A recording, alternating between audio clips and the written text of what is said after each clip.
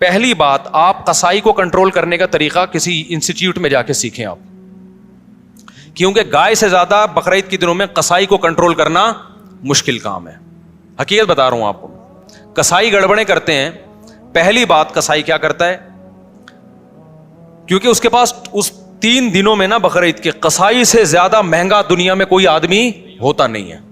3 دنوں سے پہلے بچڑا جو مہنگا تھا نا, اب بچڑے اس کی ساری قیمت کدھر چلی جاتی ہے, قصائیوں کی طرف. اب قصائی کی ویلیو ہے, تو قصائی پکڑائی میں نہیں آتے, ان کو ہوتی ہے جلدی.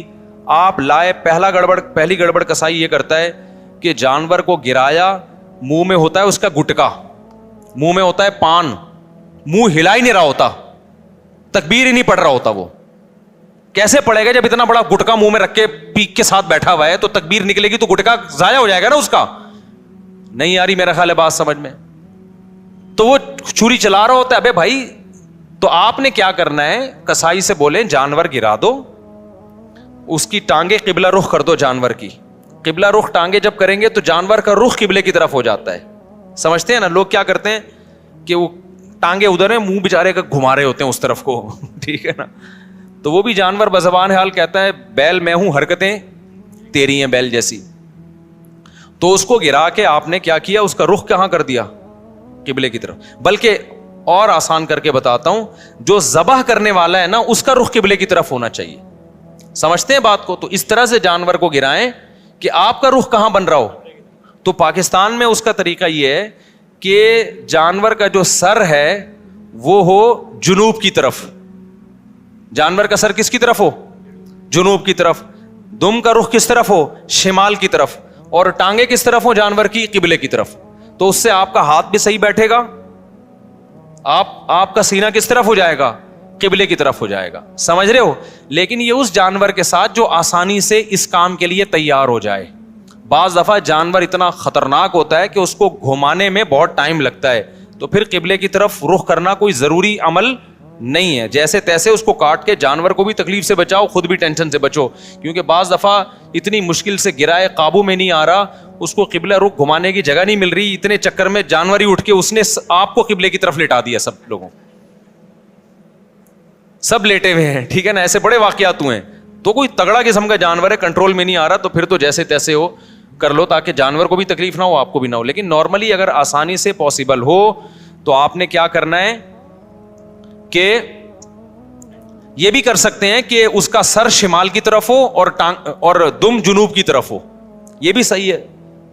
مطلب یہ کہ ایک رخ اس کا شمال کی طرف اور ایک جنوب کی طرف. تو پھر پاؤں کس کی طرف ہوں گے, قبلے کی طرف. پھر آپ جب ذبح کرو گے نا تو آپ کا رخ کس طرف ہوگا, قبلے کی طرف. تو قصائی سے آپ چھری لے لیں. بعض دفعہ قصائی غیر مسلم بھی ہوتے ہیں, تو غیر مسلم کا ذبیحہ بھی اسلام میں حلال نہیں ہے, مشرک بھی ہوتے ہیں بعض دفعہ. میں نہیں کہہ رہا وہم کریں خام خواہ میں, قصائیوں کی رپورٹ وہاں طلب کا شناختی کارڈ دکھائے, اسلام لکھا ہے کہ نہیں لکھا, اتنی تکلف کی ضرورت نہیں ہے. لیکن احتیاط کرنے میں میرا خیال ہے کوئی حرج. قصائی کو پہلے سے جانتے ہیں تو ٹھیک ہے, نہیں جانتے تو پھر خود ذبح کر لو بھائی, سنت ہے نا یہ. کیا خیال ہے؟ ہمارے نبی نے تو خود جانور ذبح کیا ہے, بیگم سے بھی ذبح کروا سکتے ہیں. تو اب آپ نے, بیگم سے اس لیے کہہ رہا ہوں کہ بعض لوگ سمجھتے ہیں کہ عورت ذبح نہیں کر سکتی, حرام ہو جاتا ہے, کوئی ایسا کچھ نہیں ہے, تو وہ بھی ذبح کر سکتی ہے. باقی زیادہ اس میں تفصیل میں نہیں جانا چاہتا. اب آپ نے کیا کیا کہ رخ آپ کا قبلے کی طرف ہے. قصائی سے صرف یہ پوچھ لیں چھری رکھنی کہاں پر ہے, کیونکہ ہمارے ایک جاننے والے نے بکرا ذبح کیا, یہاں سے کاٹ دیا, اتنی لمبی گردن اس کی. تو اتنا بھی نہیں ہوتا بھائی, جہاں سے کاٹنا ہے وہاں سے کاٹو. تو رکھ کے آپ نے زور سے بسم اللہ اللہ اکبر پڑھنا ہے. آہستہ سے نہیں پڑھنا, بلکہ آہستہ سے پڑھ لیں گے تو بھی قربانی ہو جائے گی, لیکن زور زور سے کیا پڑھنا ہے, بسم اللہ اللہ اکبر. اور علماء کہتے ہیں قریب والے لوگ بھی پڑھیں تاکہ چھری چلانے والے کو یاد آ جائے. آپ نے جب ذبح کیا تو صرف 4 رگیں کاٹنی ہیں اس کی. ایک نرخرا, یہ جو خوراک کی نالی ہے, ایک سانس کی نالی ہوتی ہے, اور 2 ودج ہوتی ہیں جو دل سے پریشر کے ساتھ خون دماغ کی طرف لے کے جا رہی ہوتی ہیں نا, 2 نالیاں, بہت پریشر سے اس سے خون نکلتا ہے. تو یہ 4 ٹوٹل نالیاں کٹ جائیں گی. اس کے بعد مزید کچھ نہ کاٹیں. آج کل قصائی کاٹتے چلے جاتے ہیں کیونکہ وہ چاہتے ہیں جانور جلدی ٹھنڈا ہو جائے, پھر جا کے وہ اندر نلی پہ چھرا مارتے ہیں اندر. اس سے جانور ٹھنڈا جلدی ہو جاتا ہے, لیکن اس کا نقصان کیا ہے کہ جانور کا خون جسم سے اچھی طریقے سے نہیں نکلتا. ذبح کرنے میں جو ایک بہت بڑی حکمت ہے وہ ہے کہ جانور کی باڈی سے اس کا خون نکل جائے سارا. خون اچھی چیز نہیں ہے. اب گورے بھی اس بات کو مان رہے ہیں, وہ بھی ذبح کی طرف آ رہے ہیں کہ بلڈ نکلنا چاہیے, خون میں بیماریاں ہوتی ہیں, خون کوئی انسانوں کے کھانے کی چیز نہیں ہے. تو اب اگر یہ حرام مغز میں جب وہ مارتے ہیں نا چھرا, اس سے جانور کے اعصاب ٹھنڈے ہو جاتے ہیں, تو دماغ نے جو باڈی کو میسج بھیجا ہوا تھا کہ ایمرجنسی لگی ہوئی ہے تڑپو, اور باڈی تڑپ رہی تھی اور اس کی وجہ سے خون کیا ہو رہا تھا, بہت تیزی سے نکل رہا تھا, تو جب وہ اس کا سارا نروس سسٹم ہی خراب ہو گیا تو باڈی کے احساس ختم, باڈی تڑپنا ختم اور بلڈ نکلنا ختم. تو قصائی لوگ یہ کام کرتے ہیں تاکہ جب گوشت کے اندر خون زیادہ رہے گا نا, عام دنوں میں اس لیے کرتے ہیں کہ گوشت میں خون رہے گا تو گوشت کا ویٹ زیادہ ہوتا ہے, تو اکنامکلی ان کو وہ سستا پڑتا ہے. اس کے نقصان کیا ہوتا ہے, پبلک کو بیماریاں کھانے کو ملتی ہیں.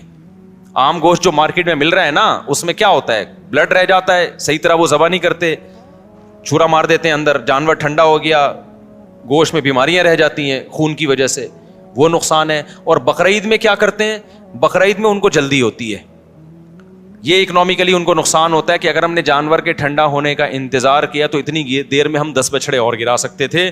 ہمیں وسیم کے یہاں بھی جانا ہے, غفار کے یہاں بھی جانا ہے, ستار کے یہاں بھی جانا ہے, سارا یہ تھوڑی کہ ہم اس کے ٹھنڈا ہونے کا انتظار کریں گے. تو لہٰذا وہ فوراً کیا کرتے ہیں, اندر چاقو مار دیتے ہیں, چورا گھونپ دیتے ہیں تاکہ ٹھنڈا ہو جائے جلدی. تو آپ نے پہلے ٹریننگ کرنی ہے قصائی کو کنٹرول کرنے کی, کیونکہ لوگوں نے یہ میرے بیانات بھی قصائیوں کو سنائے کہ ابے 4 رگے کاٹ کے آرام سے کھڑا ہو جا, 2 منٹ اس کا خون نکلنے دے آرام سے, جب نکل جائے گا خون پھر کھال اتارنا شروع کر دو, اس کی اپنی طبعی موت اس کو مرنے دو, ذبح ہونے دو. لیکن قصائی کو پتا ہے کہ بھائی اگر یہ تو میں تو دیر ہو جائے گی مجھے, تو آپ اس کو بیان سنائیں, سمجھائیں, قصائی باز نہیں آتا. تو اس لیے میں بار بار کہتا ہوں کہ آپ نے جس کھونٹے سے جانور کو باندھا ہوا تھا نا, 4 رگے کاٹ کے تھوڑی دیر کے لیے وہاں سے قصائی کو باندھ دیں آپ. معذرت کے ساتھ قصائیوں سے پیشگی معذرت, وہ بھی ہمارے دوست یار ہیں بھائی, اسی سوسائٹی کا حصہ ہیں, لیکن کنٹرول میں ہی نہیں آتے نا, وہ کرتے ہیں, وہ نہیں مانتے.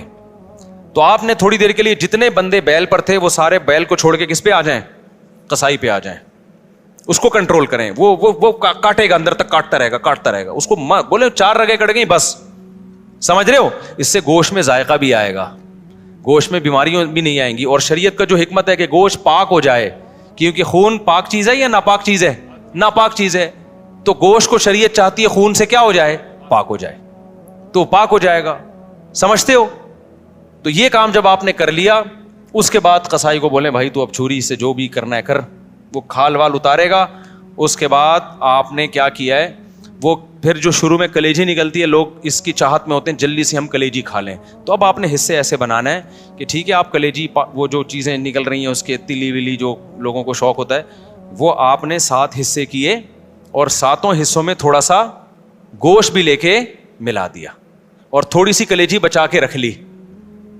یعنی کلیجی کے 7 حصے کیے, کلیجی دل ولز کے 7 حصے کیے, اور اس میں 7 میں کیا ملا دیا, بوٹیاں ملا دی کچھ, اور آخر میں جو گوشت کے 7 حصے کیے ان میں کیا ملا دی, کلیجی ملا دی. اب سود کے مسائل سے آپ کی حفاظت ہو جائے گی, سمجھ رہے ہو. اب اگر کہیں تھوڑا زیادہ تھوڑا کم بھی چلا گیا نا تو سودی حکام جاری نہیں ہوتے. پھر آخر میں پھر بھی بہتر ہے تول دیں, تاکہ لوگوں کو بھی نہ ہو نا, تولنے میں لوگوں کے دل بھی صاف رہتے ہیں کہ پتہ نہیں کیا یہ برتن میں نہیں ہوتا صحیح.